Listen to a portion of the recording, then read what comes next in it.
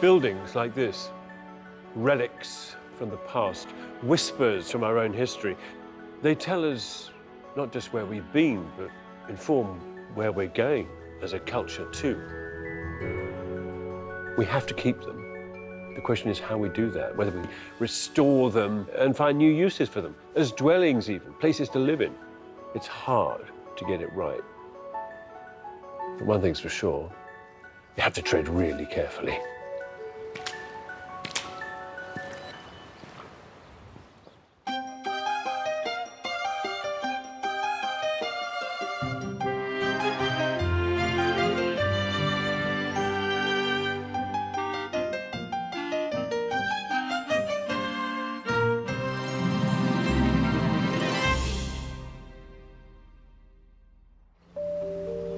The far-flung southwest corner of England has always been an isolated, more mysterious place.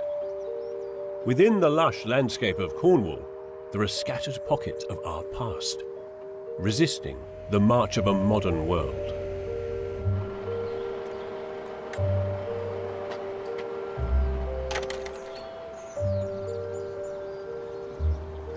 This is one of Blake's original dark satanic mills, isn't it?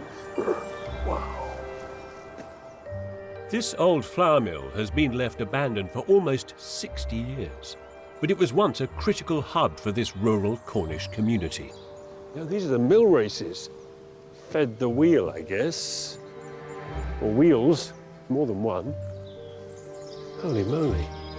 There are now plans to convert this listed old hulk into a home.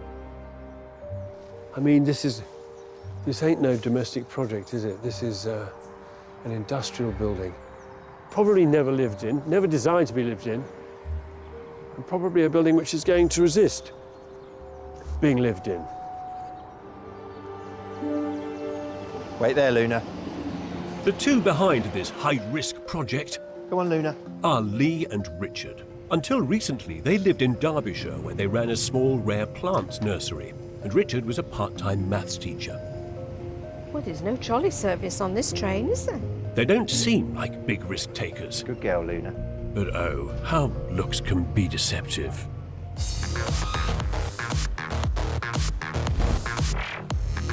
Because Leigh and Richard met 27 years ago, jumping out of an aircraft. Some of the things that we've done you might consider dangerous. We've both competed at national levels, both been part of record attempts. We don't tend to take the easy option. You've got to push yourself. And if you don't push yourself, you don't know how far you can go.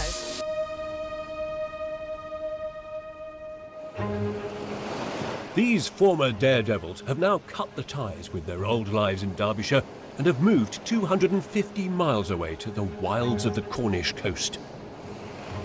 I just love being down here. I think we're so lucky to have a beach like this on the doorstep. Never lived by the sea. This has always been a dream. Having sold their house to finance this project, they're about to sink everything they've ever worked for and their future happiness into a building on the verge of collapse. The amount of work that needs to be done, there has to be an element of risk. Biggest concern is running out of money and being Mrs. Impatient, not quite being ready when I want to move in. We've never done anything on this scale before. We're bound to make a few mistakes, but... Hopefully not expensive ones. You've bitten off a big hunk of building here to work on, haven't you? It's a big project, but one we're looking forward to. Have you done this before? No, complete novices. We just fell in love with it. It was instant. We're on our way home to Derby. I picked up a free newspaper outside an estate agent. You were supposed to be navigating. Yes, dear. I opened it up and went, that's it. What are you hoping to do with it? Well, it's been here for several hundred years and it's redundant as a mill, so it's never going to be a mill again. So we're going to make it and convert it into a beautiful home, but obviously try and maintain some of its heritage and you know, show people that it was a mill. You know, we're not going to rip everything out. I think because old buildings like this, you fall in love with them. They often don't repay that.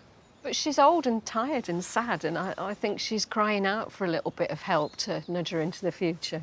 We can't put off going in any longer, can we? Come on Is in it safe? It depends on your assessment of risk, really. Hey, hey. Ooh, this is rather nice. I mean, it's old. It's a big space, isn't it? Yeah. I like your floor. Yeah, these were laid down about 100 years ago. Were they? And I think it's things like that that, you know, reflect the use that it's had in its past. Yeah. Do these remain in this place, in situ? Not in this place, and because you've got very little head height here, we are going to dig out and go down. But the plan for these, to use 2 of them to make the dining room table. I still want to make it look like it's an industrial building. Yes. To me, that's quite important. Looking at these beams, their condition, the fact that they haven't sagged too much or dropped at the end, it's great. We're going to get them inspected as to what can be saved and reused. But what's your gut feeling about how much you can save? 80%. I mean, you save 80% at least. Oh, great big floor. This is what, a milling floor, presumably? Yes. Yeah. What's it going to be? It's going to be our living room. Wow. Lovely space. What stays here? So what about the hoppers? No, so the hoppers will be removed. And these posts supporting this beam? So the big beam's staying in. We're not disposing of any of the wood that's usable. It will be repurposed. I suppose my question here is, when you start removing the details, you start to remove the character. But everything moves forward. It can't be stuck in the past. We've got to be realistic because it has got to be A home. a home. It's not going to be a mill again. And there's the rub. How to save every scrap of this precious place, repair it sensitively, and yet convert it to live in comfortably, without trashing it. For just over 400 years, this building was grinding flour and animal feed, and was still working in the 1960s. But for over half a century, it's been left abandoned. Partial collapse has helped damp get into the masonry. The windows and window lintels have rotted out. Leigh and Richard's most urgent job will be to tackle the stonework, rake out every inch of damp, rotten mortar made from earth and lime, rebuild areas of wall near collapse, and restore some structural integrity. Inside, the old timber workings of the mill will need to be carefully treated, as they're still helping to brace the walls. Leigh and Richard want to keep them, but will jumble them up as they reorganize the layout. All the slates will need to come off, the trusses underneath carefully rebuilt, and the building re-roofed to make it watertight again. An architect has helped them reconfigure the layout. In the roof, there'll be 2 ensuite guest bedrooms. And the second floor below will house their bedroom suite. On the first floor, their open-plan living room will retain some elements of the old mill and give them access to the garden over the rear wheeled pit. The ground floor will see the most radical change. Those beautiful millstones get removed to be reused somewhere else, and a new concrete floor installed. A new kitchen and dining room will be lit by 2 new windows, for which they have permission.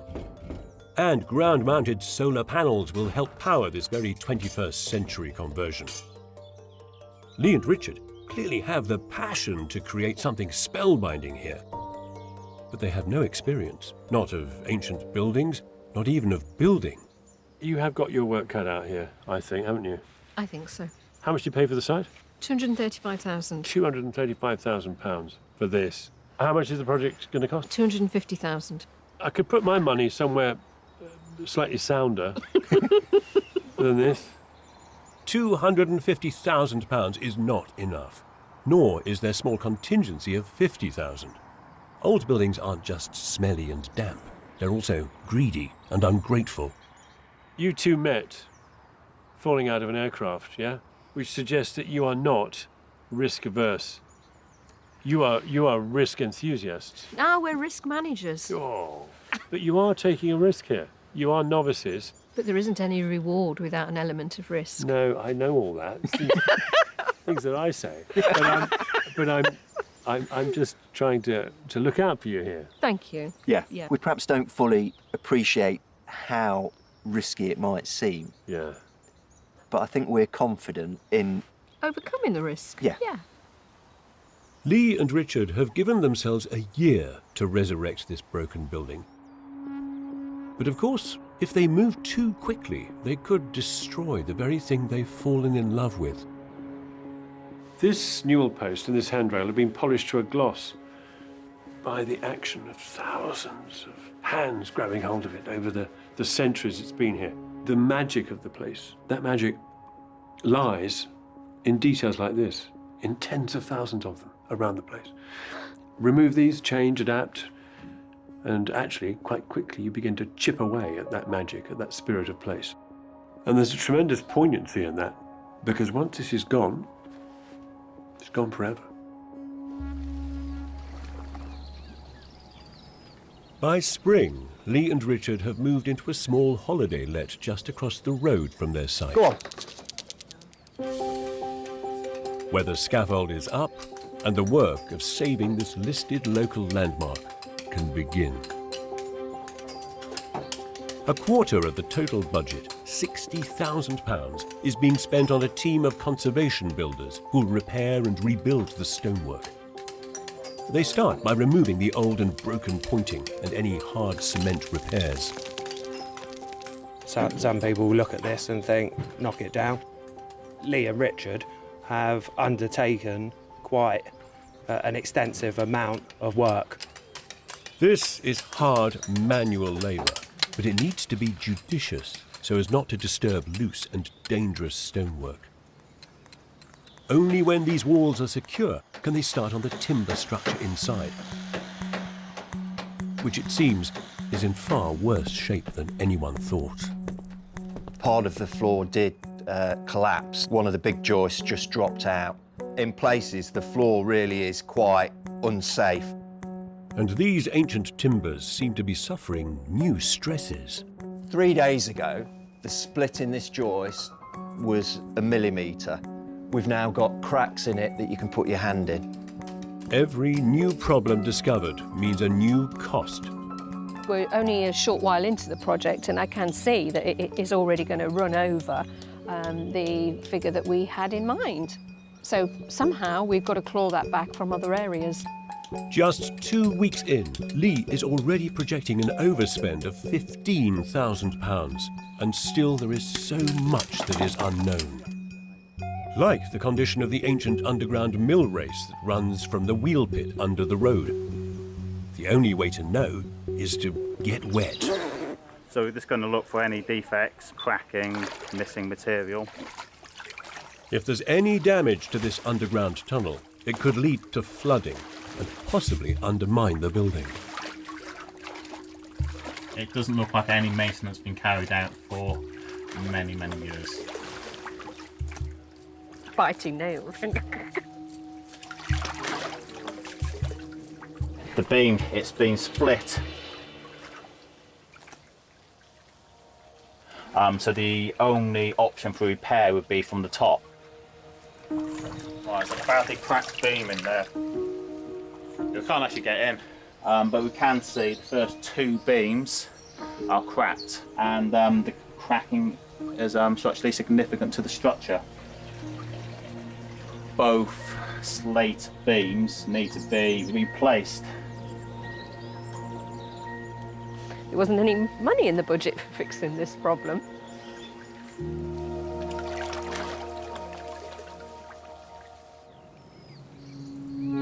Leigh and Richard's ancient Cornish mill is already grinding their wherewithal and resources down. And it's not just their 250 grand budget that's buckling under pressure. The beam, it's been split. It is partly collapsed. It can cause a blockage to the waterway, which means the water can't flow through and could cause a loss of flooding. Repairs could run into the thousands, so Richard and Leigh do the only thing they can afford to. I'm not overly worried about it. It's been there a long time. For the moment, they ignore it. We're all right. And if it falls in, it'll be like your own very own sinkhole. Thanks. It's a high-risk strategy, but then the stonework is gobbling so much cash, a quarter of all they have. The following month, however, there are results. It's good to see the old beauty being brought back to life. Just 3 weeks in, the restoration contractors have found so many areas of serious damage, as well as some temporary remediations made by previous custodians. I daren't actually touch a single stone in this for fear that the entire section will fall out. It must have been like this for the past 50 years, judging by the moss. But look, it's sitting on a lintel which almost isn't doing a job at all. And the best thing of all is that somebody has tried to effect a repair previously up here, which is even better. So it's a two-part preventive measure involving an old hinge and above it, gas pipe. What a fantastic piece of improvisation that is. There will be no gas pipe lintels in this renovation. 48 new solid oak lintels are now being fitted over the window and door openings. Are you replacing more than you thought you would? Yes, we definitely are. So there are a few things that were hidden that we are discovering that we know that we've got to put right. Presumably you're prepared to sacrifice, you know, the beautiful kitchen and the expensive fixtures and fittings in order to be able to get the building sorted. The building being sorted is the absolute priority, Yeah. but there'll be no sacrificial kitchens. Well, good luck for that. Leigh and Richard's 250 grand is ebbing away fast, and they haven't even begun on the decaying interior. A job entrusted to their highly experienced conservation joiner, James. Good lad. And his less experienced jobbing assistant, Richard. Richard is like my helper, my apprentice. He's an extra pair of hands. It's unusual to have a client assisting in this way. The first task for this crack team is to dismantle the charming ancient staircase. Yeah, we'll see how he is at the end, you know what I mean? He's learning a lot as he goes, but we've had no problems so far. Right, I suggest you come down now. I wouldn't give him a job yet. Even my precious newel post isn't safe It's a nice bit of wood. from the exuberance of Richard's crowbar. There we go. They had hoped to keep 80% of these timbers in situ, but the building hadn't told Leigh and Richard the full story. Even though this beam on the whole may look good and solid, the critical area of it is where it goes into the wall. That's rotted away. You can see it's just turned into dust. So you can't use that. In the following month, there is at least some good news about the stonework. All the structural repairs have been made, and the restoration contractors have begun repointing the walls with a traditional lime mortar. Protecting it from sun, wind, rain, you know, everything, all the elements. Yeah, good for another 100 years. But this careful approach of gentle, slow repair and conservation won't now be replicated inside. Leigh and Richard have now decided that almost every single beam and joist will be replaced with new timber. It's German softwood, apparently. It's come from a local timber yard. The new, straight and somewhat characterless timber goes in quickly. They use steel tension ties to help strengthen the floors and lock the building together. This helps the structure, and the choice of softwood helps the somewhat stressed budget. In a desperate attempt to save even more cash, Leigh and Richard have now moved out of the holiday let and into Lily, come on. the world's tiniest caravan. It's a little cramped and cosy. Luna. Normally I like accommodation with stars, and the more of them, the better. I've no idea how long they'll call this minute space home. That's up to the mill. A little over 2 months since work began, the roofers are on site to tackle the last big structural element of this building's salvation. I'm not sure I'm brave enough to do it. When they said it was coming off in a day, I always thought, no.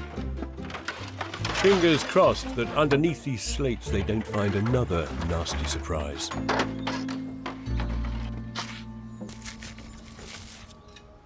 Yeah, so probably more damage we would have liked. We've got to see how deep it goes. If these 7 A-frame roof trusses can be salvaged, they'll probably be the only original timbers to survive Richard and Leigh's renovation.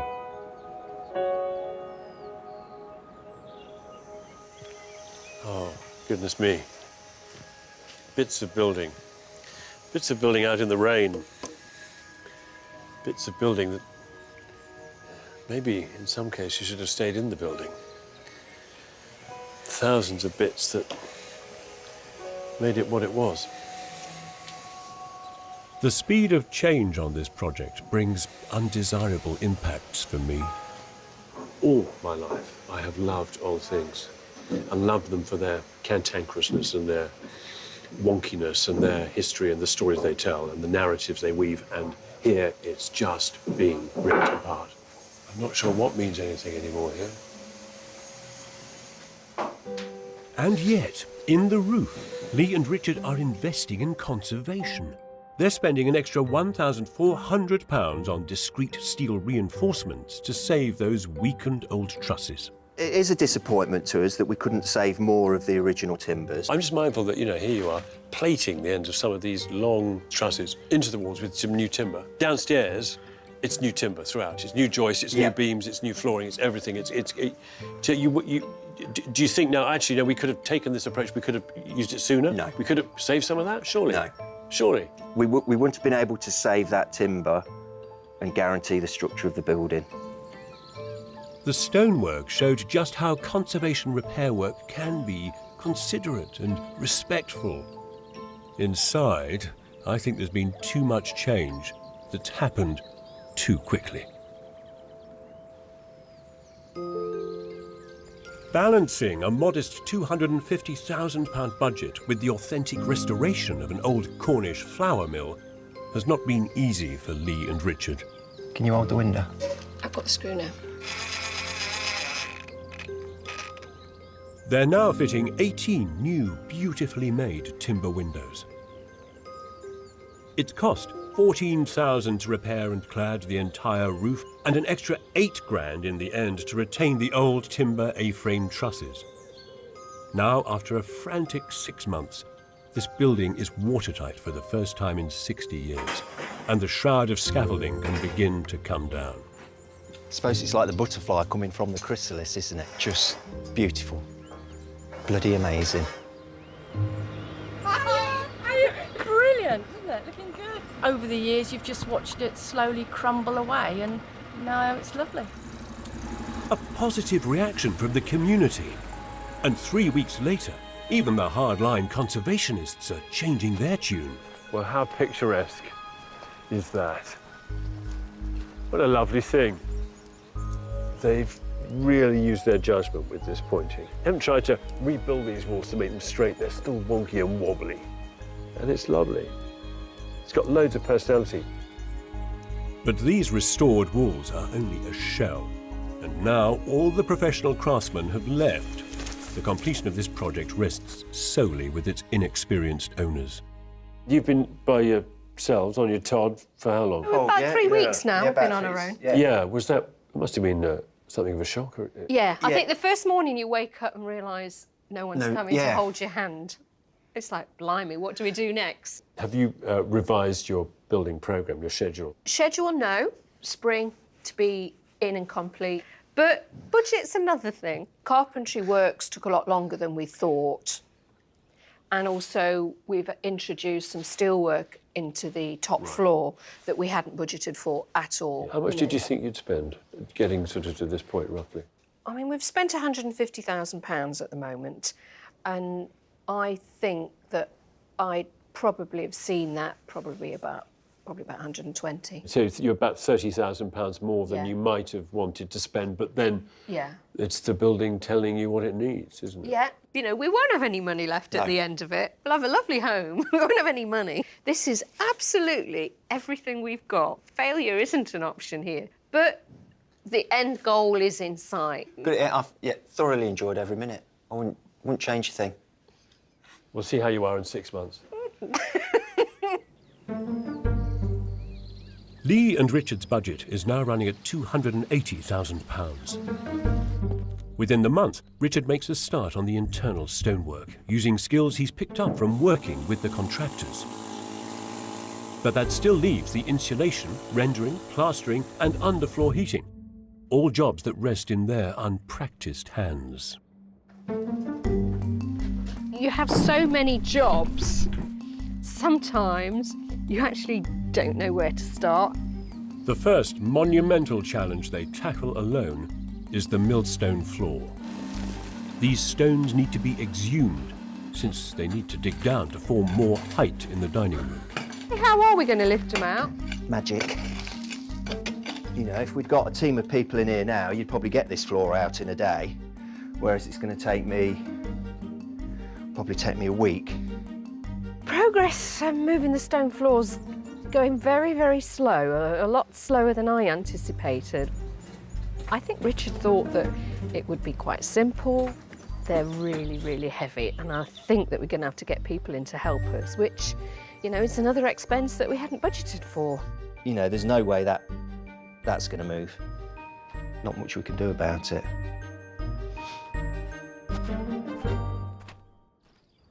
It's now 4 weeks since Richard began excavating the ground floor, and the cavalry have been called in to help. By the looks of it, this one is the main one, the heavy one. Attaching a block and tackle to a second floor beam means Richard's new timbers are given a real test. Yes, a very heavy piece of kit.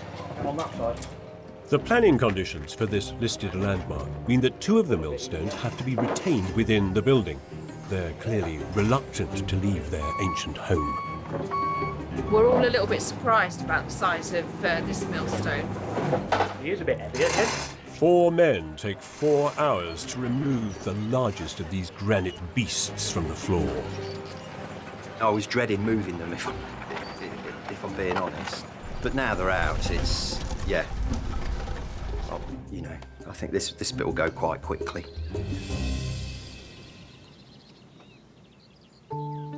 As this project creeps towards winter, Leigh and Richard have given themselves just 4 months to complete the interior and escape the dreaded caravan, which has now been moved into the garage to offer a little more protection from the elements. Life in the caravan, generally chaotic. Would have been nice to have had a bigger caravan. Hopefully, just a few more months and we'll be in the mill. And I'm never, ever staying in a caravan again. Ever. And Leigh isn't the only one feeling confined. Luna, come here, sweetie. Lily, I can't believe you did that. Oh, you silly bugger. Lily! The dog's very independent. Lily! Lily! Lily! Right now! While Leigh manages the schedule and the budget, it's left to Richard to labour on site. He's installing the latest low-profile underfloor heating boards. It's a welcome relief from digging out the ground floor. Overall, the demands of this building are taking their toll. Richard is a hard worker, but even I'm quite concerned now at how he looks. He looks very, very tired. I've not seen him this tired.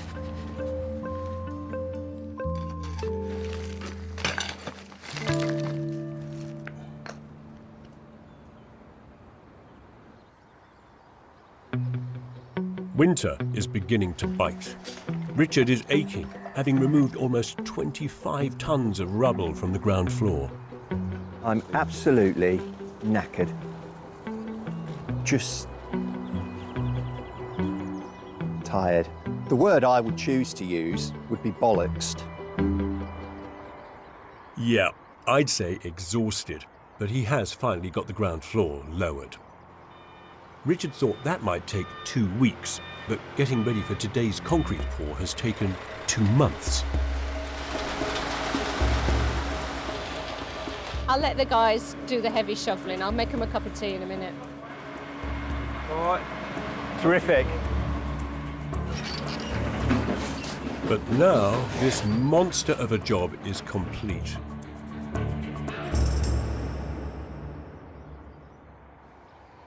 Progress on this project has been so slow. By the new year, Leigh's moving-in date of March is becoming more uncertain. Hello? Hello? Hello? Hi, Kevin. Good to see you again. And you, how are you? Fine, thank Good you. to see you.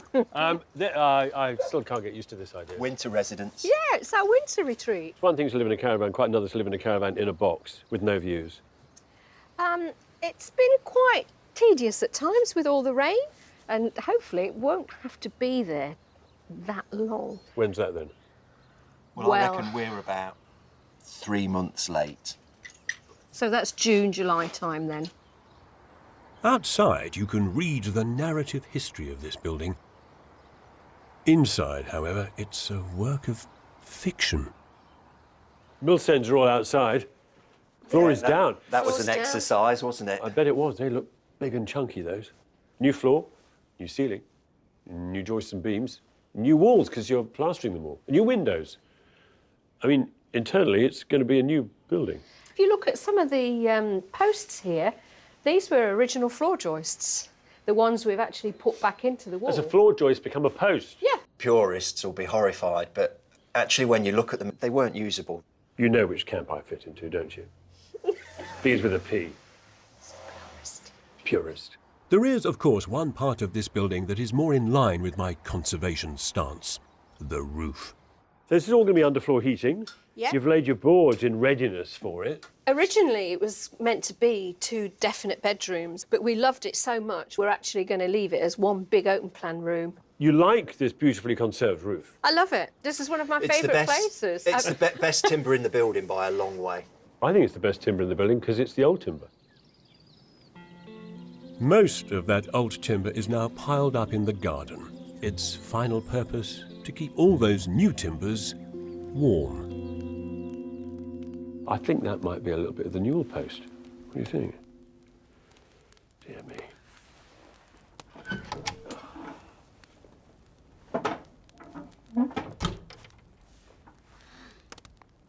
Bye-bye. I feel my argument for conservative repair may never find a happy home within these walls. Leigh and Richard, weary and worn down, just want to get it finished. Conservation, lovely idea, but you can't save everything. I think we've gone to a lot of trouble to save things that we didn't need to. It's a significant building. We have saved, and to be honest, I don't think, you know, an outsider standing here is in a position to make a judgment, and really, I don't give a shit about what they think. Well, that's me told. But as Leigh and Richard struggle on, they're suddenly given their biggest test yet. Not by schedule or budget, but rather an event so huge, not even remote corners of Cornwall can hide from the impact.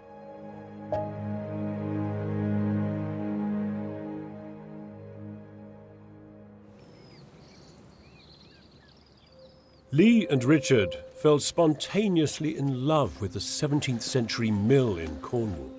They had no experience of conservation or construction, and no real idea what their future held.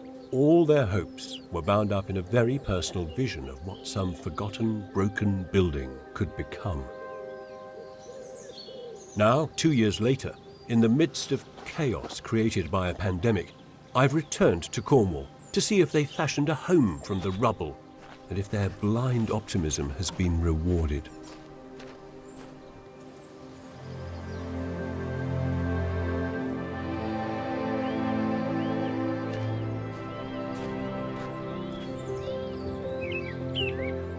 Well, birds are singing, sun's even come out, and this building, well, it too is singing.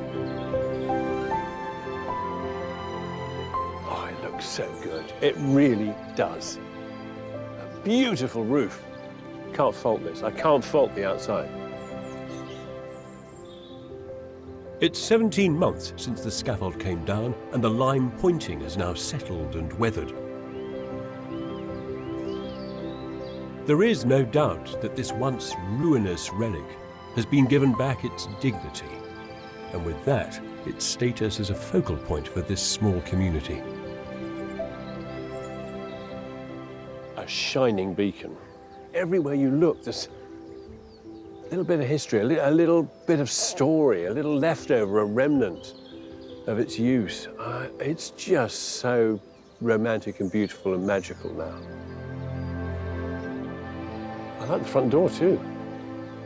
You see, it doesn't pretend to be old. It's just straightforward and simple. It's a really nice solution. Oh, I think they've done a brilliant job. The reverence for history and the craftsmanship of this place tell of the bravery of the two souls who risked everything to try and save it. Hello. Hello, Kevin.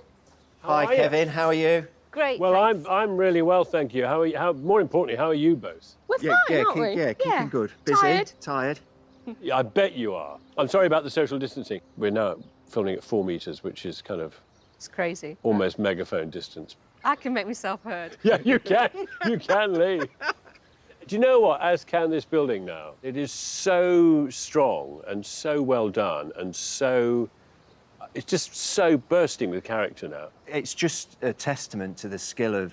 The local craftsman. That sinkhole didn't open up, No. did it? No. Yeah.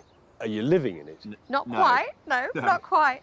Just a Okay. few more days. Still in the caravan, still in the shed? Yes, yeah. And I mean, how have you found lockdown? How have you found the isolation? Yeah, it's been tough, hasn't it? There's been a lot of challenges. We've had shortages of materials, that sort of stuff. Now, when you started this project, you came armed with £250,000 and some hope. Quite a lot of that. You spent the 250K, obviously, that went quite quickly. And the hope, I mean, that must have vanished pretty soon afterwards, didn't it? No, No, never. Never give up hope. I've always seen the building finished in my mind. It was an old, derelict building. It needed a... New purpose. It needed a future. Needed a future. Yeah. And I firmly believe that we've given it a future. You know, you might be amazed at some of the things that are inside, but she's given us hope, hasn't she? And it'll be a happy, comfortable home. Do you mind if I look No. around it by myself? No. Is that all right? I'm looking forward to this. Okay. Just want to say. Because I don't know what it's like. Okay. Sort of nice.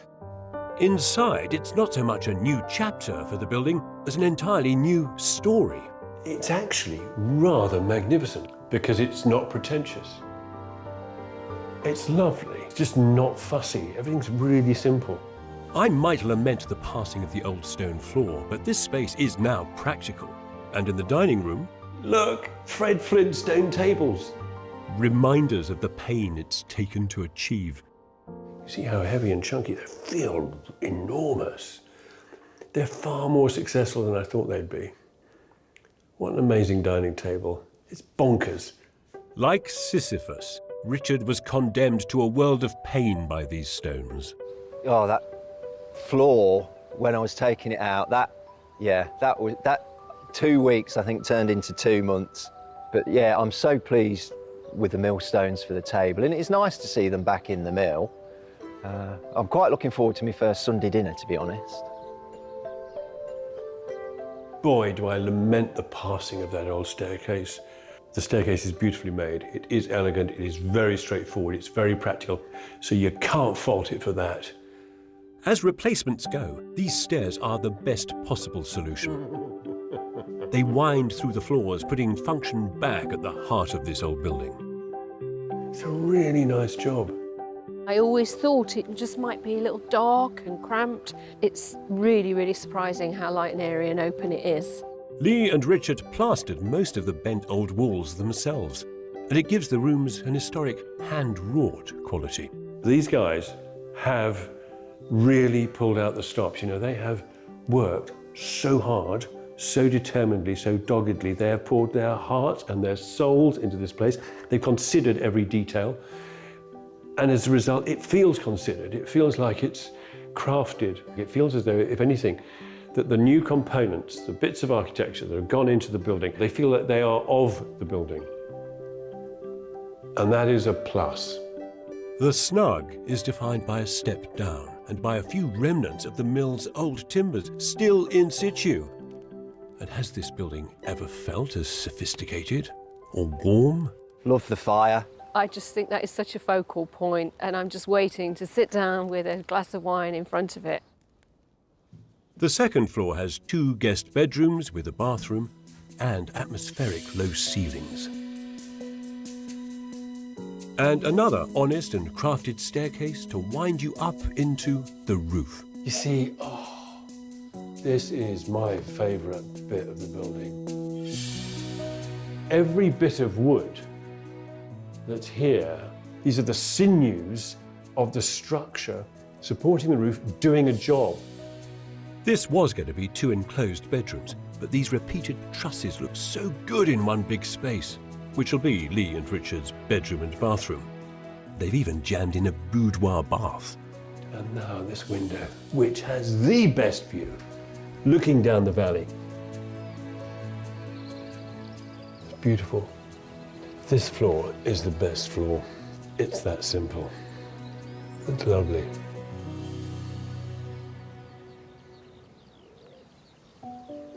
Leigh and Richard bought this building in a spur-of-the-moment decision. They rescued it, and I think it changed them. When we first got to the mill, I think we realised that she didn't have much time left before it had been a pile of stones. Ever since I first saw it, I just knew it was us. I hadn't fully appreciated my emotional attachment to it. I've never felt that about a building before.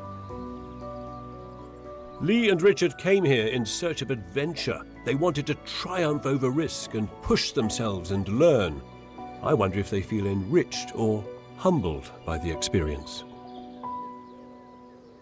So you two have, you've run businesses, you had a nursery, you met skydiving, you're used to thrills and you're used to taking risks. So how does this project then measure up? I think it's up there at the top, isn't it? You know, skydiving competitions and records are fleeting, aren't they? But this has got a longevity about it. £250,000, you said, was... That was the ballpark, yeah, Yeah, 250. and what is the ballpark now? 295, there's a tiny little bit of stuff left to pay for, but we'll scrape the bottom of 300. Yeah, I think that's great, actually. So do you consider yourselves local now? No. I think we've got to do another 20, 30 years before we'll never be local. At the beginning of the project, I didn't appreciate how important this building was to the locals. And now everybody's seen it decay and fall down, and everyone's fascinated by its resurrection. You moved from the other end of the country to do this. You changed your lives to do this. You put everything you had into this one thing. It is everything. It's taken every penny of resources and time and energy, hasn't it? Yeah. I mean, we've got a beautiful home. We can stand back and say, look what we've done. You seem both of you, quite emotional about it. Go on, you can answer that.